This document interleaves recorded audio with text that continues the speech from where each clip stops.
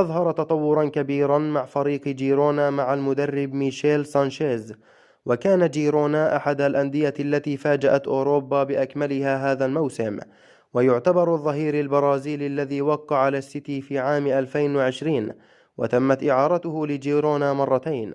ويقوم نادي ريال مدريد بجمع معلومات حول يان كوتو، والذي أظهر صفاته الهجومية هذا الموسم دون نسيان مهامه الدفاعية، وقد لعب أحيانا في الهجوم وحتى في مركز الجناح الأيسر. وينتهي عقد يان كوتو مع مانشستر سيتي في عام 2025، وقد دفع النادي الإنجليزي 6 ملايين يورو لجلبه في مارس 2020 حينما كان برشلونة يتابعه. وتمت إعارته إلى جيرونا في موسم 2020-2021، ثم إلى سبورتينغ دي براغا، قبل أن يعود للفريق الكتالوني مرة أخرى.